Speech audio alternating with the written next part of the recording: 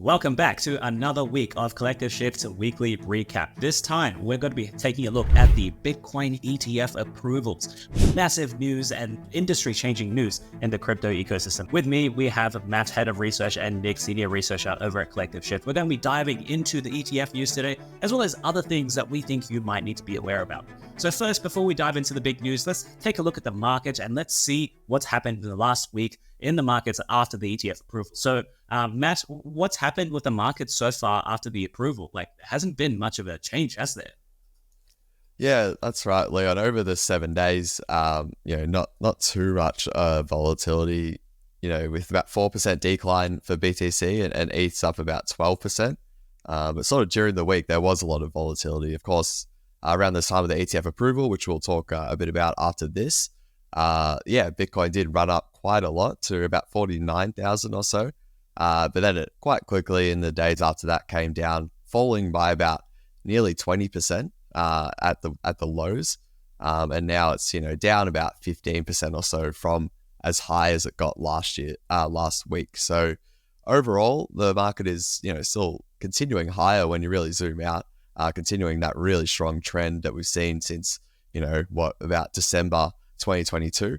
And all of a sudden you've seen ETH as well start to, really strongly outperform after being really a poor performance in 2023 when you compare it to, the rest of BTC and Solana and whatnot. So yeah, a bit going on in the market, but when you zoom out from, and look at it for the 7 weeks as a whole, not too much movement. Yeah, I know, and people have been really excited, hoping that the Bitcoin price would actually be appreciating in the last week since approval, but it hasn't actually had that, has it? Something to keep an eye on, because this is something that's going to unfold over a long period of time rather than a shorter period of time. So we'll still keep an eye on it. So moving on from the markets, let's go on to the big actual item that's to be discussed this podcast, my friends, Matt and Nick. Let's talk about the ETF approvals, the Bitcoin spot ETF approval. So I'll let you two take it away. This has been coming for a long time now. We've wanted this. We had futures first, and now we have spot. We'll dive in a bit and see what's happened, who's approved it, and if they even liked it, if they even wanted to approve it. So Matt and Nick, you guys let us know what you think. Yeah, it was the date we'd all been waiting for. I think it was January 8th through to January 10th. It had been sort of circled in the industry for a long time, going back to Q4 last year. And finally, those dates arrived. And yeah, we got right until the very end, really. January the 10th, the SEC announced that I think it was 11 Bitcoin ETFs had been approved, and that they were actually, listing and going live for trading on Thursday in US time. So we got 2 full days of trading of these ETFs. We've talked quite a lot over the past year or so about why it is such a massive, I suppose, watershed moment for the industry and even just the asset class as a whole. What you think about cryptocurrencies, and of course Bitcoin, being the leader there, getting this milestone for the whole industry. And yeah, we're starting to see some trading on it. But yeah, there was a bit of of course, with such a large event, it was never shy of any, a bit of controversy or some drama and whatnot. To really sum it up, I think the SEC chair, Gary Gensler, I think the SEC overall was sort of more or less forced to, through their perspective, basically forced to approve this ETF, given what happened with their court case last year with another company in the industry. And essentially they were dragged kicking and screaming, really, by having to approve this ETF, like right at the 11th hour.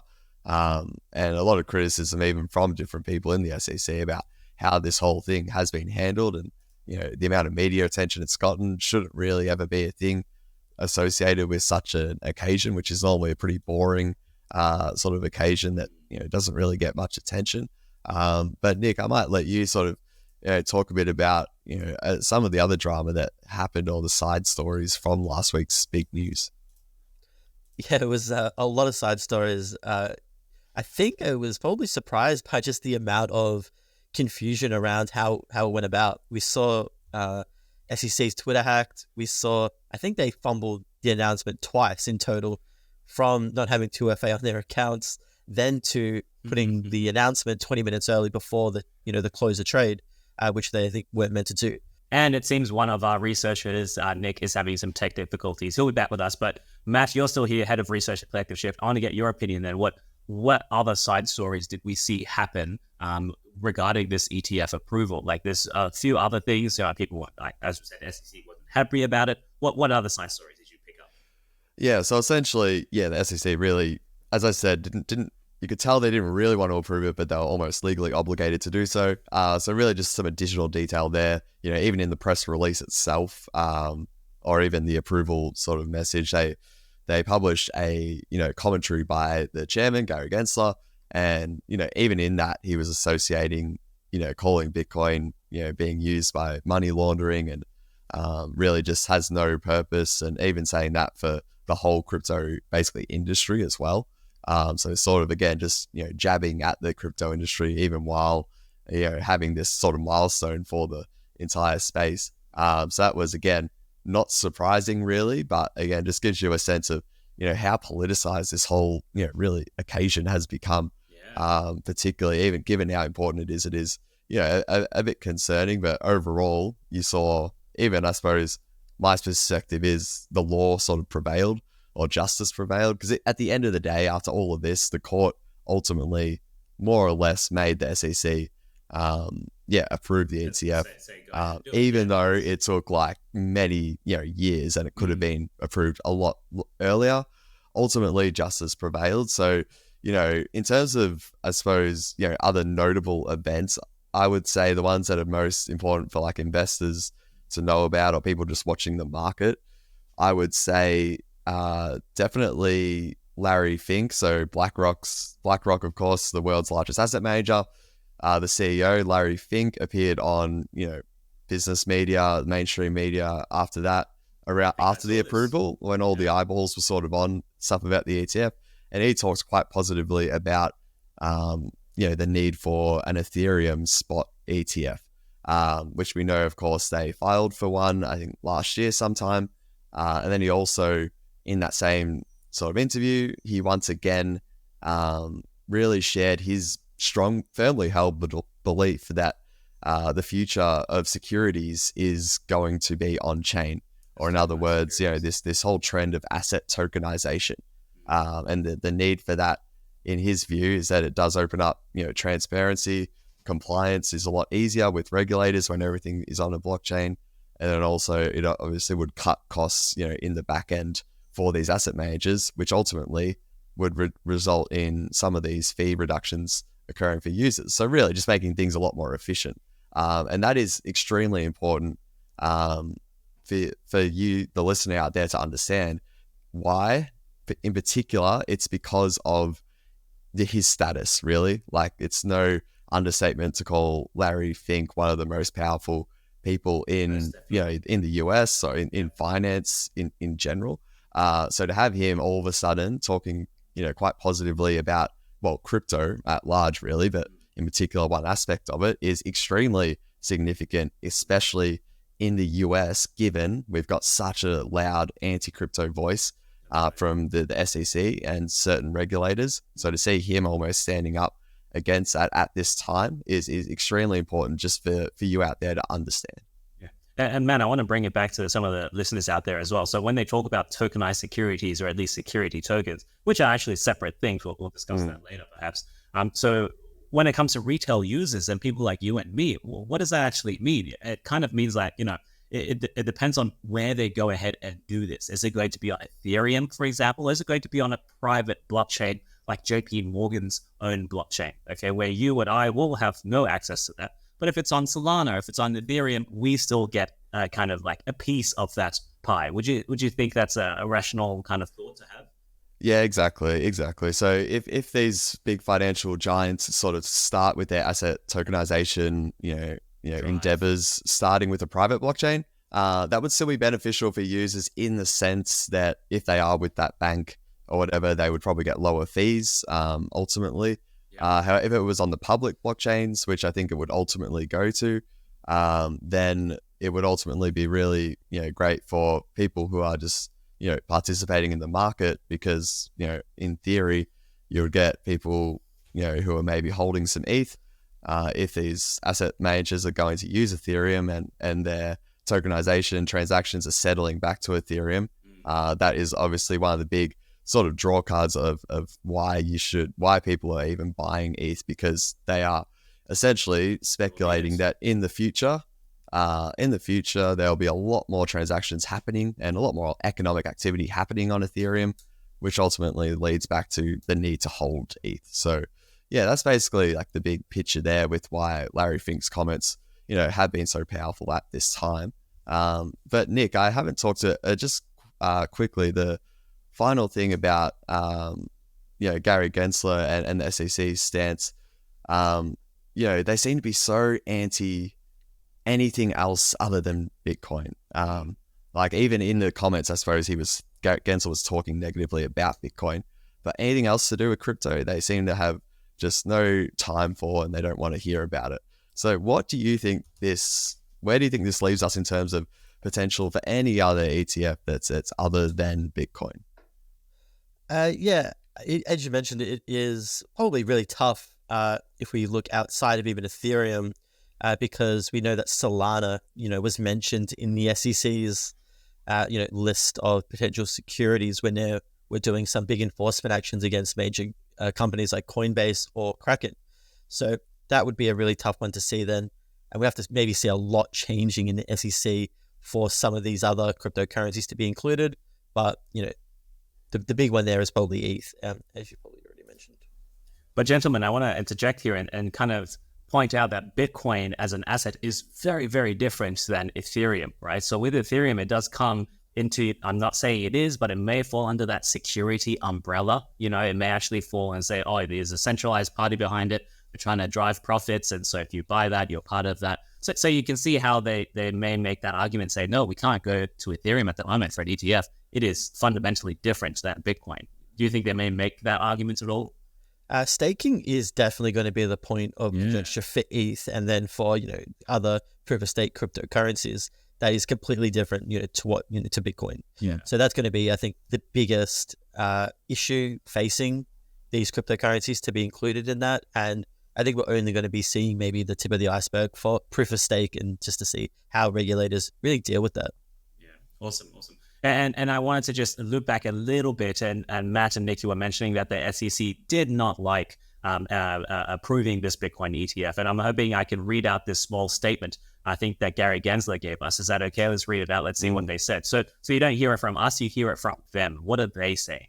So I'll read it out for you guys, my friends. So though we're merit neutral, and this is coming from Gary Gensler, by the way, I'd note that the underlying assets in the metals ETPs have consumer and industrial uses. He's talking about gold and silver and everything else. While in contrast, Bitcoin is primarily a speculative, volatile asset that's also used for illicit activity, including ransomware, money laundering, sanction evasions, and terrorist financing. Yes, let's not forget the US dollar is not used for that at all, okay? While we approve the listing and trading of certain spot Bitcoin ETP shares today, we did not approve or endorse Bitcoin. Investors should remain cautious about the myriad risks associated with Bitcoin and products whose value is tied to crypto. So that's the statement. That's pretty strong, saying like, yes, we approve this, but we don't endorse it at all. It's still used for really bad things. So you got to be very careful. And it feels like their hand was really forced, as you were saying, Matt and Nick. So just want to get your take again on that little statement, Nick. What do you think about that statement? They seem really forced about it, don't they? Yeah, well, of course, the SEC is meant to be merit neutral, but this, really suggests that, perhaps they really aren't. Which I'm not, a historian of the SEC, but I would be very surprised to see how many occasions that the SEC chair has specifically come out after one of these announcements and provided a tone like this, which, to me, I know Matt talking about they were brought kicking and screaming into this announcement, which this statement really shows that, that feeling. Right on. And so when we come back, loop back to the ETF itself, there are some providers out there who actually did not allow this product on their platform. I think this was Vanguard. I think the second largest asset manager refused to support this ETF. Anyone else aren't going ahead with this at the moment? We saw, Vanguard, then we saw Citi, I think UBS and Merrill Lynch were also blocking access to the ETFs. So some of the biggest asset managers actually said to their clients, no, we're not going to offer this product for you. And I think their reasoning was that it didn't align with their sort of investment philosophy, that Bitcoin's too volatile, and as such, they don't want to offer this to their clients, which I was really shocked to see, second biggest asset manager, not do this. But I feel like we're going to see a lot of pressure on Vanguard because and maybe, although the Bitcoin crowd is a small one, they were really trying to get an active campaign to get funds away from Vanguard and move them to other pro Bitcoin, asset managers such as Fidelity. Yeah, definitely. And I actually think some of these asset managers might be changing their tunes when they see the amount of trading volume that Bitcoin is bringing in. And of course, trading volume incurs more fees for the company, and they end up making more money for themselves. So Matt, I just wanted to sideline there and talk about the first kind of week trading volume. What did that look like? Even the first day, what did you see? There was a range of like predictions out there, but I think in total it was like 4 to 6 billion in flows, which again, I think with crypto you tend to see people really get overly excited about short-term things and it results in things getting hyped up where people were calling for 10 billion, 20 billion on the first day. Overall it was again, and not really unders, well, depends who you ask, but I think overall from the range of predictions out there, it was more or less sort of in the middle, if not slightly below like the average. And that was just on day one. Of course, we've only had 2 days of trading of this, and then I think the markets are closed on Monday in the US. So over time we'll get to know what the appetite for this is, which is very important. But obviously you've got the ads sort of hitting in the US as well, and the Super Bowl sort of coming up. There's talk about ETF advertisements during the Super Bowl and all of that. So it'll be pretty clear, by the end of the month, even middle of February, sort of just how popular these products are. But that was really, the end of the first couple of days. Yeah, Matt, I want to echo that. I can't imagine the Super Bowl with all new Bitcoin ads like we saw last Super Bowl with like crypto going to the moon and all of this weird stuff happening all the time. That was peak time at that point. And the same thing, they're going to be doing the same thing this time. No, buy my Bitcoin. No, buy my Bitcoin. It's better here.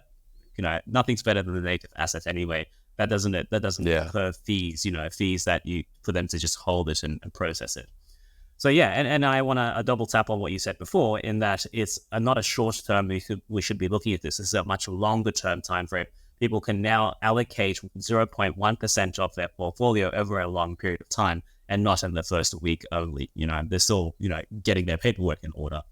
So it's something to keep an eye on anyway. Now, should we move on from the ETF news, you think, or should we, anything else we need to cover for the audience to know about? I just know that Larry Fink talked a lot about tokenization when he was doing the rounds. Are you talking about that already? Yeah, we covered that. Yeah. So then I guess let's move on, my friends. Let's talk about some other news. The ETF has been the biggest news this week regarding crypto and Bitcoin, but there are still other things happening in the ecosystem that we want to keep an eye on and we want to inform you on. So Matt, I think one of the biggest sideline news items was Circle, which is the issuer of the USDC stable coin. Now, I've used this. Everyone's probably used this. If you're in crypto, you've heard of stable coins, you've heard of USDC. What are they planning to do? They're planning to do an IPO, isn't that right? Yeah, so according the company announced that they filed a draft registration statement for an IPO in the US. So sort of just getting the wheels turning. We know for a while Circle's been wanting to go public. I think they attempted it sort of around the bear market last time, but then sort of cancelled their plans. Quite a large company in the space, and it would really be encouraging to see like a mix of different publicly listed crypto companies, particularly in the US, again, just to sort of make it a lot more established and sort of ease in a way the regulatory pressures, indirectly, just because of how many US citizens would hold different stocks and whatnot in these companies. But right now it's really just a bunch of miners and Coinbase. So Circle is a really, reputable and, quite a fast growing company that's, got their fingers in a lot of pies around Definitely saw the interoperability space and got their stablecoin on a lot of different blockchains, and they have some other products as well. So exciting to see it. I think everyone, it's not really controversial opinion to say, I think like everyone's expecting there to be a wave of companies that are will be wanting to either directly list or to go public via an IPO in the next bull market. So I'm expecting a few more names to be coming out in the next few months and even the next year or two. Definitely. And I was just showing that little a news article there. Circle or USDC is the second largest issuer. They've got about $25 billion of USDC. Now, I want to remind the users of USDC and our listeners, that's how they make their money, right? We give them dollars and they give us USDC. What they do with that dollars is they go and buy government debt, and then they earn an interest on that government debt, and they stay afloat that way. We do not get any of that. So if you have stable coins, they do not accrue in value. They take our USDC and they'll go and earn an interest from that, and that's how they make their money and pay for their lawyers and then go and file for an IPO. So as you're saying, Matt, we do think that this will be a trend that will start where other established players in the crypto ecosystem, such as Circle or maybe not Tether, will end up IPOing or going through the SPAC route. We'll have to see how this actually turns out, won't we? Yeah. And then, so let's go ahead and look at the other big news of the week, I think, from Nick over at Collective Shift Research. I think it's got to do with Ethereum and its new upgrade. I think it's going through testnet, though. Is that right? Yeah, so Dan Kuhn is the next big Ethereum upgrade, and that will go live on an Ethereum testnet GUI on Jan 17, so this week.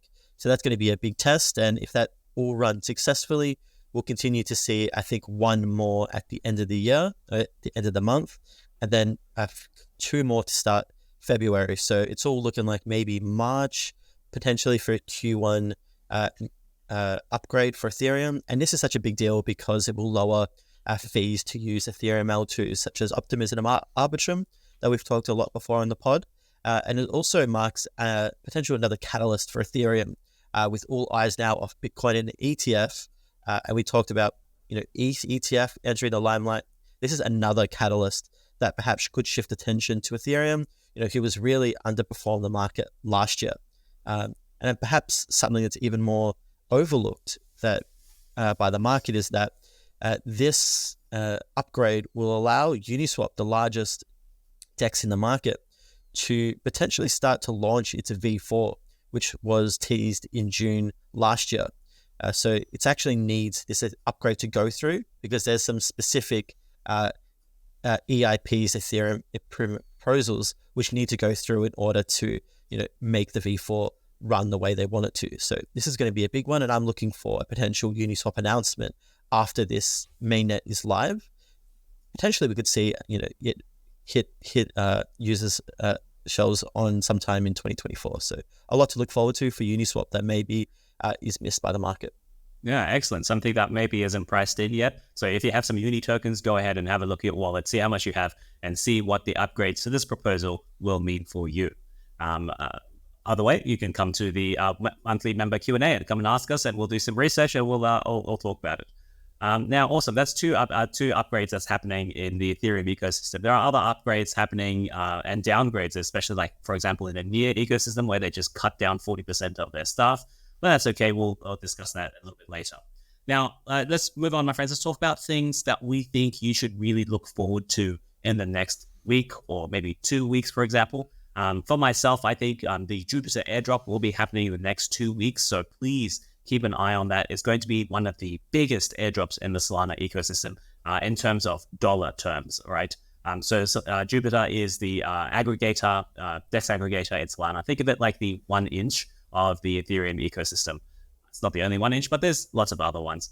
It's going to be big. Please watch out for it. If you don't know, use the Solana airdrop checker website, which I'll probably leave in the links below. So Nick, Matt, anything else for the users to look out for? Do people need to do anything for that Jupiter? So currently you don't need to do anything. You just need to check if you are eligible, and then you'll know or not. Okay. So officially from the team. So of course, if you're not eligible, and someone says, hey, you got it, obviously that is fake. So right now, you don't need to do anything. Just wait for it to come to the website, and then you will be able to claim. Cool. Yeah, that's on a similar vein. I think Dymension is one that announced their airdrop last December, and they have their deadline for claiming their airdrop on the 21st of January. So this is a project that, yeah, we've been sort of following for a while now. It's been building sort of in the Cosmos ecosystem. So they're sort of getting on that trend of airdropping to, people who are staking Atom or Osmo or the Celestia token. And there were various other sort of, parties who or addresses that qualified by holding different assets and whatnot. So you might already have heard of it, but just a reminder that, yeah, it's going to 21st of January. Any unclaimed tokens are going to people who did claim. So we will just drop the link to that URL there to check. And yeah, another airdrop in 2024. Yeah, it's amazing. There's a few airdrops that might be starting as well. So I think it's really topical, Nick and Matt, that we look to update our airdrops page on the Collective Shift platform. I think this is scheduled for later on in the month. So please do keep an eye. We'll let you know that it's been updated and get to see where the new airdrops will be happening, what probabilities there are. Because at the end of the day, it really is time sensitive, and like you may be able to use a lot of your time for it, but is it worth your time? Okay. And is the dollar value there? You got to be very selective in what you go for, as well as this security tips and security concerns that you should be aware of. But so let's lead on to the last section of the podcast, my friends. Let's talk about rapid fire. Anything underappreciated, anything overappreciated in the market. So Nick, what did you think was underappreciated this week?